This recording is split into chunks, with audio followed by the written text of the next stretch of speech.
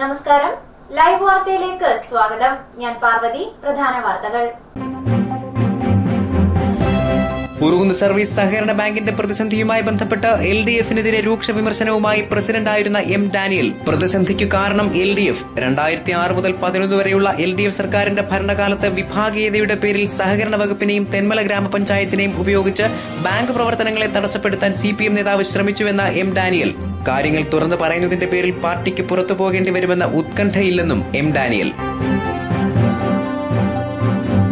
Pathanapuram community health സെന്ററിനെ താലൂക്ക് ആശുപത്രിയായി ഉയർത്താനുള്ള നടപടികൾ വൈകുന്നതിൽ പ്രതിഷേധം. അടിസ്ഥാന സൗകര്യങ്ങൾ പോലും വികസിപ്പിക്കാനുള്ള ശ്രമം നടന്നിട്ടില്ലെന്ന ആക്ഷേപം. അച്ചൻകോവിൽ, ആര്യങ്കാവ്, ധർമ്മശാസ്ത്ര ക്ഷേത്രങ്ങളിലെ മണ്ഡല മഹോത്സവത്തോടനുബന്ധിച്ച് വിഗ്രഹങ്ങളിൽ ചാർത്താനുള്ള തിരുവാഭരണങ്ങൾ പുനലൂർ പുതിയിടത്ത് ശ്രീകൃഷ്ണസ്വാമി ക്ഷേത്രത്തിൽ നിന്ന് ഘോഷയാത്രയായി എത്തിച്ചു. ഉറുകുന്ന് സർവീസ് സഹകരണ ബാങ്കിന്റെ പ്രതിസന്ധിക്കു കാരണം LDF എന്ന് ബാങ്ക് പ്രസിഡന്റായിരുന്ന M. ഡാനിയൽ.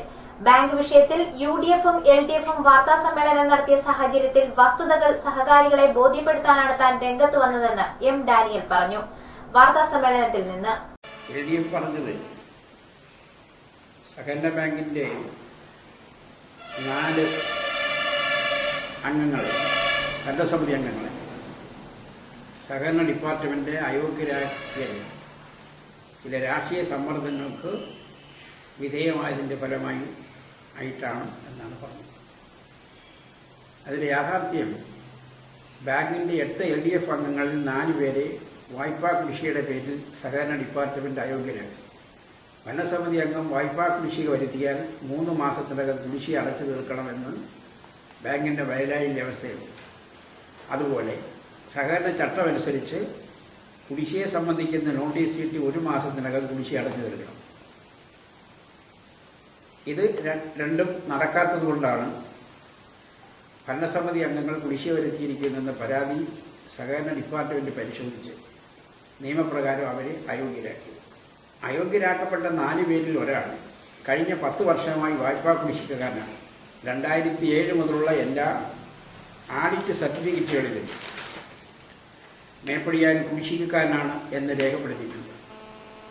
എല്ലാ പൊതുയോഗങ്ങളിലും ഇത് വായിച്ച് അംഗങ്ങളെ ബോധ്യപ്പെടുത്തിയിട്ടുണ്ട്.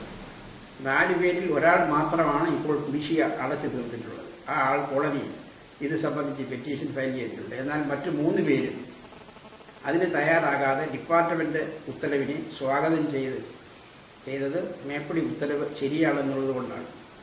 ഭരണസമിതി അംഗങ്ങൾ പൊതു സമ്പത്തിന്റെ ട്രസ്റ്റികൾ മാത്രമാണ്. ധനം സൂക്ഷിക്കാൻ ചുമതലപ്പെട്ടവർ തന്നെ നിയമലംഘനം നടത്തുന്നത് അക്ഷന്തവ്യമായ അപരാധമാണ്. ഇത് അഴിമതിക്ക് സമാനമായ കാര്യമാണ്. ഈ വസ്തുത LDF-നെയും LDF നേതൃത്വം കൊടുക്കുന്ന CPM-നെയും ബോധ്യപ്പെടുത്തിയിരുന്നു. എന്നാൽ LDF-ഓ പാർട്ടിയോ ഇത് സംബന്ധിച്ച് യാതൊരു നടപടിയും സ്വീകരിച്ചിട്ടില്ല. വസ്തുത ഇതായിരിക്കെ UDF ആണ് അംഗങ്ങളുടെ അയോഗ്യതയ്ക്ക് കാരണമെന്ന് വാർത്താസമ്മേളനം നടത്തി LDF പ്രഖ്യാപിച്ചത് വാസ്തവവിരുദ്ധമാണ്. ഒരു ദശകമായി കുടിശ്ശികക്കാരനായിരുന്നിട്ട് CPM ഇത് സംബന്ധിച്ച് ഒരു അന്വേഷണം നടത്തുകയോ ആവശ്യമായ നടപടികൾ സ്വീകരിക്കുകയോ ചെയ്തിട്ടില്ല. ഈ വസ്തുത ഞാനും സഹപ്രവർത്തകരും കൂടി പാർട്ടി നേതൃത്വത്തെ അറിയിച്ചിട്ടും നടപടി ഉണ്ടായില്ല. വേലി തന്നെ വിളവ് തിന്നുന്ന സമീപനം സ്വീകരിക്കുന്നവരെ നിലയ്ക്ക് നിർത്താൻ പാർട്ടിക്ക് കഴിഞ്ഞിട്ടില്ല എന്ന് മാത്രമല്ല, അവരെ സഹായിക്കുന്ന നയമാണ് പാർട്ടി നേതൃത്വം സ്വീകരിക്കുന്നത്. ഇത് മാത്രമല്ല, വർഗശത്രുക്കളും അഴിമതിക്കാരും കളങ്കിതരും ചേർന്ന് CPM-നെ ഹൈജാക്ക് ചെയ്തിരിക്കുന്നു. ഇപ്പോൾ ഈ ബാങ്കിനുണ്ടായിരിക്കുന്ന ഭരണ പ്രതിസന്ധിക്കുള്ള പ്രധാന ഉത്തരവാദിത്വം CPM-നാണ് എന്നുള്ള വസ്തുത അനിഷേധ്യമാണ്. ബാങ്കിന്റെ പ്രവർത്തനങ്ങളെ UDF തകർക്കുന്നു എന്നും LDF വാർത്താ സമ്മേളനത്തിൽ ആരോപിച്ചിരുന്നു. ഈ ബാങ്ക് ഭരണം നടത്തുന്നത് LDF ആകയാൽ UDF ബാങ്ക് ഭരണത്തെ സംബന്ധിച്ച് വിമർശനങ്ങൾ ഉന്നയിച്ചിട്ടുണ്ട്. അത് അവരുടെ രാഷ്ട്രീയമാണ്. എന്നാൽ 2006-2011 സംസ്ഥാനത്തെ LDF ഭരണകാലത്ത് പാർട്ടിയിലെ വിഭാഗീയതയുടെ പേരിൽ സഹകരണ ഡിപ്പാർട്ട്മെന്റിനെ ഉപയോഗിച്ചും തെന്മല പഞ്ചായത്തിനെ ഉപയോഗിച്ചും ബാങ്ക് പ്രവർത്തനങ്ങളെ തടസ്സപ്പെടുത്താൻ പാർട്ടിയുടെ ഒരു ജില്ലാ നേതാവ് നിരന്തരം ശ്രമിച്ചിട്ടുണ്ട്. ബാങ്കിന്റെ പ്രവർത്തനങ്ങൾക്ക് UDF തടസ്സം നിൽക്കുന്നു എന്ന് പറയുന്നവർ അവരുടെ ഇടയിലെ മത്സരം മൂലം താഴെ പറയുന്ന പ്രവർത്തനങ്ങൾ തടസ്സപ്പെടുന്ന കാര്യം വിസ്മരിക്കുന്നു. 1. ബാങ്കിന്റെ ചീഫ് എക്സിക്യൂട്ടീവ് തസ്തിക കഴിഞ്ഞ 7 വർഷമായി ഒഴിഞ്ഞു കിടക്കുകയാണ്. ഒന്നുകിൽ പ്രൊമോഷൻ നടത്തി ആ തസ്തികയിലേക്ക് ആളെ നിയമിക്കണം, അല്ലെങ്കിൽ ഡയറക്റ്റ് റിക്രൂട്ട്മെന്റ് നടത്തി ആളെ നിയമിക്കണം. എന്നാൽ CPI തമ്മിലുള്ള തർക്കം മൂലം നിയമനം നടക്കുന്നില്ല. ബാങ്കിൻ്റെ പ്രവർത്തനങ്ങളെ ഏകോപിപ്പിക്കാനും നേതൃത്വം കൊടുക്കാനും ആളില്ലാത്ത അവസ്ഥയാണ് തുടരുന്നത്. 2. 99 ശേഷം ബാങ്കിൽ ഒഴിവുള്ള തസ്തികകളിൽ നിയമനം നടത്തിയിട്ടില്ല. നിയമനത്തെ സംബന്ധിച്ച് LDF കഴിഞ്ഞ 15 വർഷമായി ആലോചന നടത്തുകയാണ്. പക്ഷേ ഒരു തീരുമാനം എടുക്കുന്നില്ല. കാരണം നിയമനം പങ്കുവയ്ക്കുന്നത് സംബന്ധിച്ച് ഇരു പാർട്ടികളും തമ്മിലുള്ള തർക്കമാണ്. News bureau, Thenmala. 2006 മുതൽ 11 വരെയുള്ള LDF സർക്കാരിന്റെ ഭരണകാലത്ത് വിഭാഗീയതയുടെ പേരിൽ സഹകരണ വകുപ്പിനെയും തെന്മല ഗ്രാമപഞ്ചായത്തിനെയും ഉപയോഗിച്ച് ബാങ്ക് പ്രവർത്തനങ്ങളെ തടസ്സപ്പെടുത്താൻ CPM നേതാവ് ശ്രമിച്ചുവെന്ന് M. ഡാനിയൽ പറഞ്ഞു. കാര്യങ്ങൾ തുറന്നു പറയുന്നതിന്റെ പേരിൽ പാർട്ടിക്ക് പുറത്തു പോകേണ്ടി വരുമെന്ന് ഉത്കണ്ഠയില്ലെന്നും അദ്ദേഹം പറഞ്ഞു. LDFന്റെ ഏത് ജില്ലാ നേതാവെന്ന് പറഞ്ഞു? ജില്ലാ നേതാവ് നിരന്തരമായി ശല്യപ്പെടുത്താറുണ്ട്. പേര് ഡിസ്ക്ലോസ് ചെയ്യാൻ ആഗ്രഹിക്കുന്നു. അദ്ദേഹത്തിന്റെ ഇടപെടൽ ഡയറക്റ്റ് ബാങ്കുമായിട്ടുണ്ടായിരുന്നു, അല്ലെങ്കിൽ ബാങ്കിന്റെ ഭരണത്തെ അതൊരു ഇടപെടൽ അത് പ്രത്യക്ഷമായി ഇടപെടുന്നു എന്നുള്ളതല്ലല്ലോ നമുക്ക് മനസ്സിലാക്കാൻ കഴിയും. അല്ലെങ്കിൽ ഈ ഒരു ഇടപെടലാണ് ഇതിങ്ങനെ വരുന്നത് നല്ല സ്വാധീനം. ഞാനീ പുനഃചിന്തനം എന്ന് പറയുന്നത് സഹകാരികളുടെ ഒരു കൂട്ടായ്മകൾ സങ്കല്പിച്ചിട്ട് ഈ വിഷയം ജനങ്ങളുമായിട്ട് ഈ ആശയം പങ്കുവയ്ക്കണം എന്നുള്ളതാണ്. പാർട്ടിയിൽ നിന്നുകൊണ്ടോ പാർട്ടിക്ക് അപ്പോഴാണ് ഒരു പ്രശ്നം ഉന്നയിക്കാൻ വരുന്നത്. എന്താണ്? ഒന്നുകിൽ ഞാൻ പാർട്ടി ഉപേക്ഷിക്കണം, അല്ലെങ്കിൽ പാർട്ടി എന്നെ ഉപേക്ഷിക്കണം എന്നതിലേക്ക് ചിലപ്പോൾ വന്നു വരും. അങ്ങനെ സാധ്യത വരികയാണെങ്കിലും നമുക്ക് അതിനകത്ത് ഒരു ഉത്കണ്ഠയില്ല. അതായത് പാർട്ടി പുറത്താക്കിയാലും സാറ് പാർട്ടിയിൽ നിന്ന് പോയാലും അത് യാതൊരു വിധമായിട്ടുള്ള ഉത്കണ്ഠയില്ല. News bureau, Thenmala. അച്ചൻകോവിൽ, ആര്യങ്കാവ്, ധർമ്മശാസ്ത്ര ക്ഷേത്രങ്ങളിലെ മണ്ഡല മഹോത്സവത്തോടനുബന്ധിച്ച് വിഗ്രഹത്തിൽ ചാർത്താനുള്ള തിരുവാഭരണങ്ങൾ പുനലൂർ പുതിയടത്ത് ശ്രീകൃഷ്ണസ്വാമി ക്ഷേത്രത്തിൽ നിന്നും ഘോഷയാത്രയായി എത്തിച്ചു. ദൃശ്യങ്ങൾ. രാവിലെ മുതൽ പുനലൂർ പുതിയടത്ത് ക്ഷേത്രത്തിൽ ഭക്തർക്ക് തിരുവാഭരണങ്ങൾ ദർശിക്കാനുള്ള സൌകര്യമൊരുക്കിയിരുന്നു.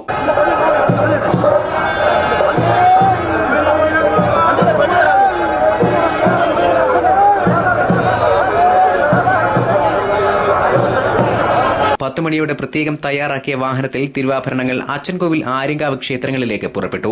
കേരളത്തിലെയും തമിഴ്നാട്ടിലെയും വൻ പോലീസ് സന്നാഹം തിരുവാഭരണങ്ങൾക്ക് സുരക്ഷയൊരുക്കി. പുനലൂരിൽ നിന്ന് പുറപ്പെട്ട ഘോഷയാത്രയ്ക്ക് തെന്മല, ആര്യങ്കാവ്, പുളിയറ, ചെങ്കോട്ട, തെങ്കാശി, വൻപൊളി, തിരുമലക്കോവിൽ, മേക്കര എന്നിവിടങ്ങളിൽ സ്വീകരണമൊരുക്കിയിരുന്നു. വൈകിട്ട് 6 മണിയോടെ ഘോഷയാത്ര അച്ചൻകോവിൽ ശ്രീ ധർമ്മശാസ്ത്ര ക്ഷേത്രത്തിൽ എത്തി. തുടർന്ന് തിരുവാഭരണം ചാർത്തി ദീപാരാധനയും നടന്നു.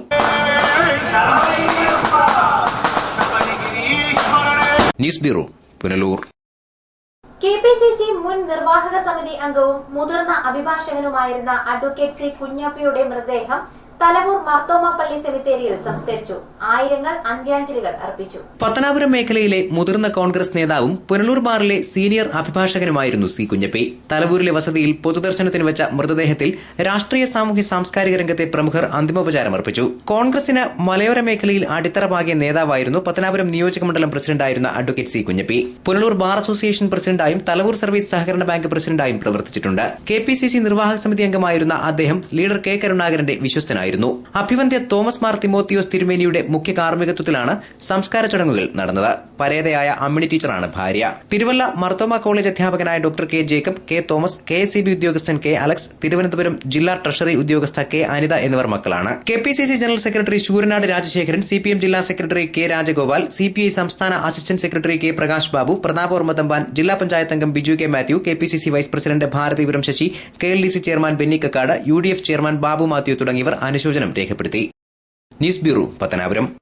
ഒറ്റയ്ക്ക് താമസിക്കുന്ന മുതിർന്ന വ്യക്തികളുടെ കൂട്ടായ്മ സംഘടിപ്പിച്ച് പത്തനാപുരം ജനമൈത്രി പോലീസ് മെഡിക്കൽ ക്യാമ്പും കൂട്ടായ്മയുമാണ് സംഘടിപ്പിച്ചത്.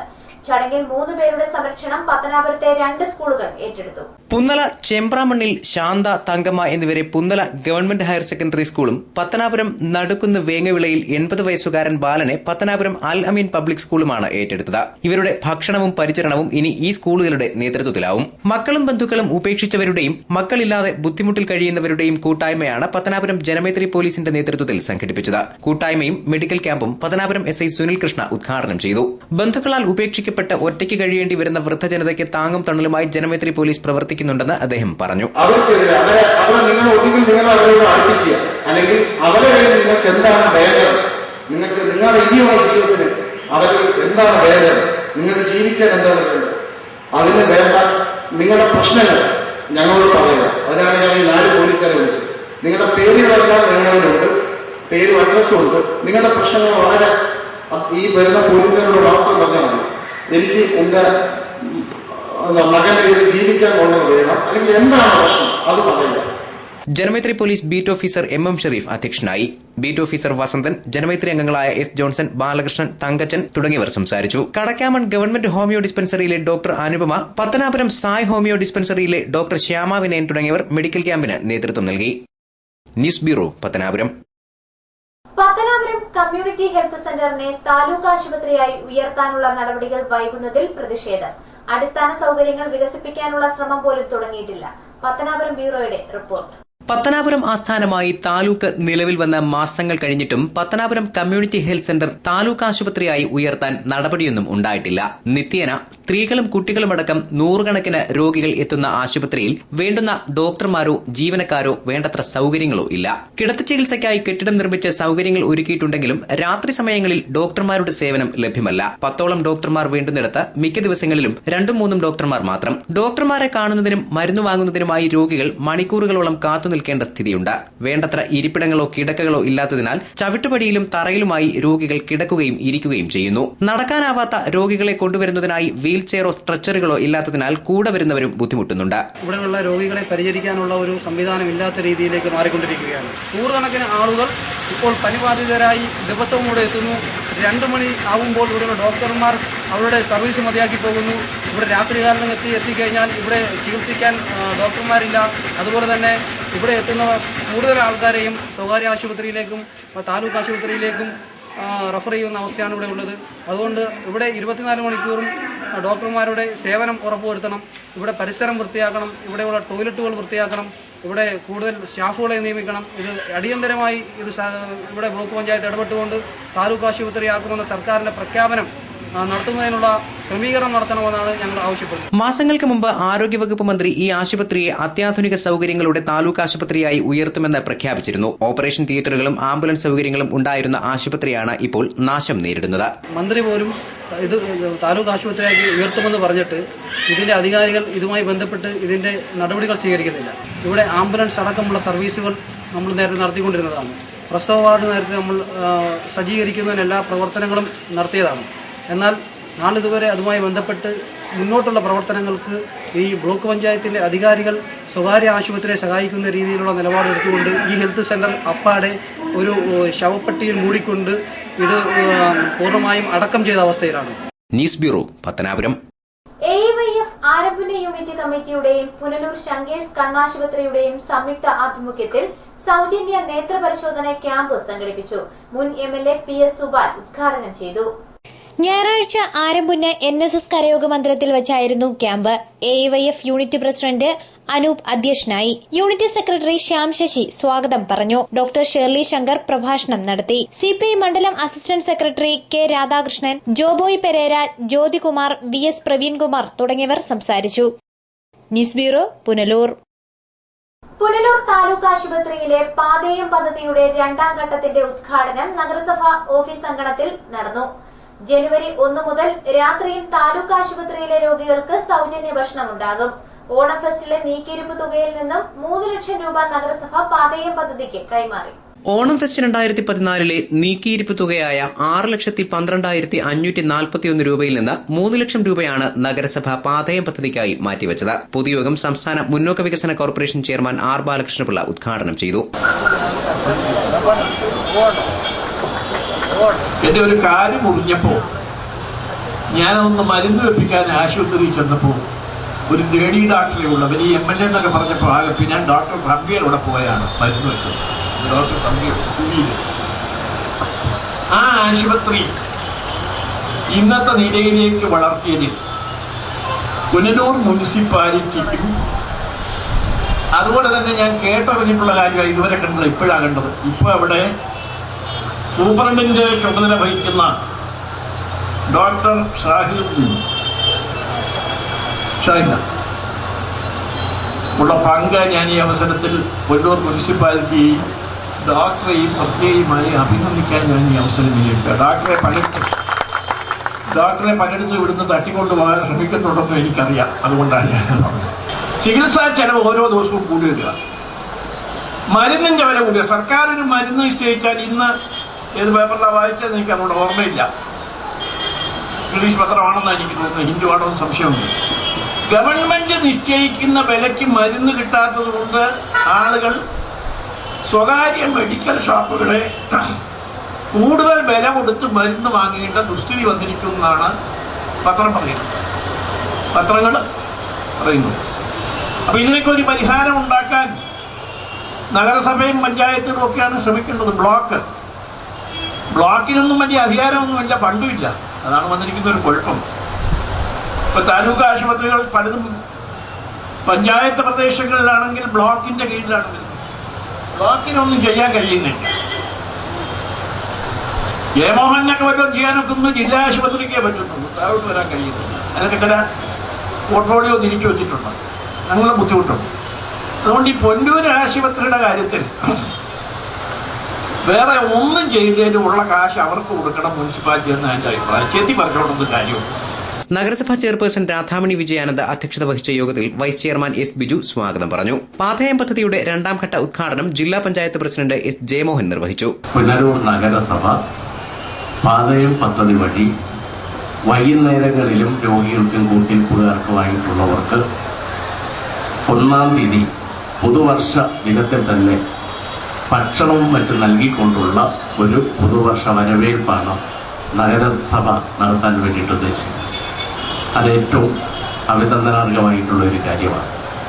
പുതുവർഷത്തെ ആ നിലയിൽ വരവേറ്റുകൊണ്ട് പുതുവർഷ കാലത്ത് നാം ചെയ്യേണ്ട ഒരു വർഷക്കാലം നാം ചെയ്യേണ്ട പദ്ധതികൾക്ക് കൂടി നഗരസഭയ്ക്ക് രൂപം നൽകാനും ജനങ്ങൾ അത് ഏറ്റെടുക്കപ്പെടുകയും ചെയ്യുന്ന സ്ഥിതി വന്നാൽ 2015 എന്നത് ബാലകൃഷ്ണ സാറ് ആ 65 വർഷത്തിന് മുമ്പുള്ള ഒരു പുനരൂരിനെ കുറിച്ച് അദ്ദേഹം മനസ്സുകളിലൂടെ കടന്നുപോയ ചില അനുഭവങ്ങൾ ചൂണ്ടിക്കാണിച്ചപ്പോൾ ഇനിയും വരുത്തേണ്ട മാറ്റങ്ങൾ നമുക്ക് വരുത്താൻ അത് സഹായകരമായി മാറും.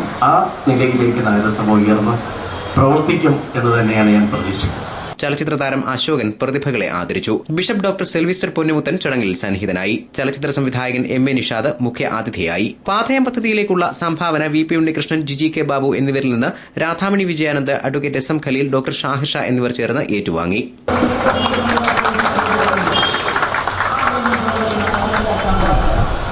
News bureau, Punalur. പൊതുജന ആരോഗ്യ മേഖലയെ കുത്തകകളിൽ നിന്ന് സംരക്ഷിക്കണമെന്നാവശ്യപ്പെട്ട് Kerala private medical technicians association സംഘടിപ്പിച്ച ജനകീയ ആരോഗ്യ സംരക്ഷണ ജാഥയ്ക്ക് പുനലൂരിൽ സ്വീകരണം നൽകി. ഓണം ഫെസ്റ്റ് 2014 നീക്കിയിരിപ്പ് തുകയായ 6,12,541 രൂപയിൽ നിന്ന് 3 ലക്ഷം രൂപയാണ് നഗരസഭ പാതയം പദ്ധതിക്കായി മാറ്റിവച്ചത്. പൊതുയോഗം സംസ്ഥാന മുന്നോക്ക വികസന കോർപ്പറേഷൻ ചെയർമാൻ R ബാലകൃഷ്ണപിള്ള ഉദ്ഘാടനം ചെയ്തു.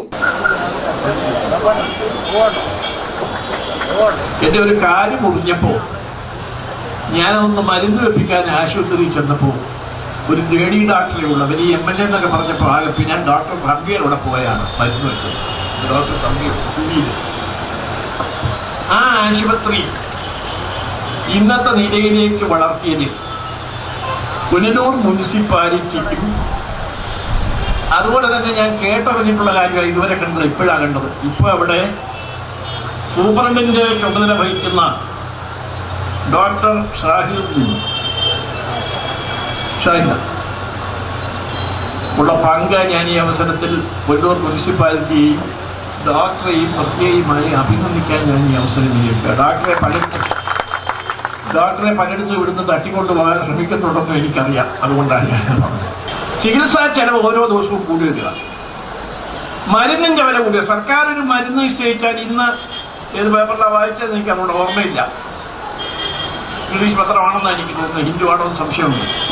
ഗവൺമെന്റ് നിശ്ചയിക്കുന്ന വിലയ്ക്ക് മരുന്ന് കിട്ടാത്തത് കൊണ്ട് ആളുകൾ സ്വകാര്യ മെഡിക്കൽ ഷോപ്പുകളെ കൂടുതൽ വില കൊടുത്ത് മരുന്ന് വാങ്ങേണ്ട ദുസ്ഥിതി വന്നിരിക്കുന്നതാണ് പത്രങ്ങൾ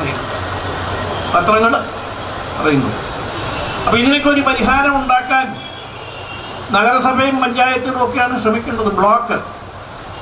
ബ്ലോക്കിനൊന്നും വലിയ അധികാരമൊന്നുമില്ല, ഫണ്ടുമില്ല. അതാണ് വന്നിരിക്കുന്ന ഒരു കുഴപ്പം. ഇപ്പൊ താലൂക്ക് ആശുപത്രികൾ പലതും പഞ്ചായത്ത് പ്രദേശങ്ങളിലാണെങ്കിൽ ബ്ലോക്കിന്റെ കീഴിലാണെങ്കിൽ ബ്ലോക്കിനൊന്നും ചെയ്യാൻ കഴിയുന്നില്ല. ജയമോഹനൊക്കെ വല്ലതും ചെയ്യാനൊക്കെ ജില്ലാ ആശുപത്രിക്കേ പറ്റുന്നുള്ളൂ, താഴോട്ട് വരാൻ കഴിയുന്നില്ല. അതിനൊക്കെ ചില പോർട്ട്ഫോളിയോ തിരിച്ചു വെച്ചിട്ടുണ്ട്, ഞങ്ങളുടെ ബുദ്ധിമുട്ടുണ്ട്. അതുകൊണ്ട് ഈ പൊന്നൂർ ആശുപത്രിയുടെ കാര്യത്തിൽ വേറെ ഒന്നും ചെയ്തതിന് ഉള്ള കാശ് അവർക്ക് കൊടുക്കണം മുനിസിപ്പാലിറ്റി എന്ന് എൻ്റെ അഭിപ്രായം. ചേച്ചി പറഞ്ഞുകൊണ്ടൊന്നും കാര്യമുണ്ട്. നഗരസഭാ ചെയർപേഴ്സൺ രാധാമണി വിജയാനന്ദ് അധ്യക്ഷത വഹിച്ച യോഗത്തിൽ വൈസ് ചെയർമാൻ എസ് ബിജു സ്വാഗതം പറഞ്ഞു. പാഥേയം പദ്ധതിയുടെ രണ്ടാം ഘട്ട ഉദ്ഘാടനം ജില്ലാ പഞ്ചായത്ത് പ്രസിഡന്റ് എസ് ജയമോഹൻ നിർവഹിച്ചു. പുനലൂർ നഗരസഭ പാഥേയം പദ്ധതി വഴി വൈകുന്നേരങ്ങളിലും രോഗികൾക്കും കൂട്ടിരിപ്പുകാർക്കുമായിട്ടുള്ളവർക്ക് 1-ാം തീയതി പുതുവർഷ ദിനത്തിൽ തന്നെ ഭക്ഷണവും മറ്റും നൽകിക്കൊണ്ടുള്ള ഒരു പുതുവർഷ വരവേൽപ്പാണ് നഗരസഭ നടത്താൻ വേണ്ടിയിട്ട് ഉദ്ദേശിക്കുന്നത്. അതേറ്റവും അഭിനന്ദനാർഹമായിട്ടുള്ള ഒരു കാര്യമാണ്. പുതുവർഷത്തെ ആ നിലയിൽ വരവേറ്റുകൊണ്ട് പുതുവർഷ കാലത്ത് നാം ചെയ്യേണ്ട ഒരു വർഷക്കാലം നാം ചെയ്യേണ്ട പദ്ധതികൾക്ക് കൂടി നഗരസഭയ്ക്ക് രൂപം നൽകാനും ജനങ്ങൾ അത് ഏറ്റെടുക്കപ്പെടുകയും ചെയ്യുന്ന സ്ഥിതി വന്നാൽ 2015 എന്നത് ബാലകൃഷ്ണ സാറ് ആ 65 വർഷത്തിന് മുമ്പുള്ള ഒരു പുനരൂരിനെ കുറിച്ച് അദ്ദേഹം മനസ്സുകളിലൂടെ കടന്നുപോയ ചില അനുഭവങ്ങൾ ചൂണ്ടിക്കാണിച്ചപ്പോൾ ഇനിയും വരുത്തേണ്ട മാറ്റങ്ങൾ നമുക്ക് വരുത്താൻ അത് സഹായകരമായി മാറും. ആ നിലയിലേക്ക് നഗരസഭ ഉയർന്ന് പ്രവർത്തിക്കും എന്ന് തന്നെയാണ് ഞാൻ പ്രതീക്ഷിക്കുന്നത്. ചലച്ചിത്ര താരം അശോകൻ പ്രതിഭകളെ ആദരിച്ചു. ബിഷപ്പ് ഡോക്ടർ സെൽവിസ്റ്റർ പൊന്നുമുത്തൻ ചടങ്ങിൽ സന്നിഹിതനായി. ചലച്ചിത്ര സംവിധായകൻ എം എ നിഷാദ് മുഖ്യ അതിഥിയായി. പാഥേയം പദ്ധതിയിലേക്കുള്ള സംഭാവന VP ഉണ്ണികൃഷ്ണൻ, ജിജി കെ ബാബു എന്നിവരിൽ നിന്ന് Radhamani Vijayanand, advocate SM Khaleel, doctor Shahir Shah എന്നിവർ ചേർന്ന് ഏറ്റുവാങ്ങി.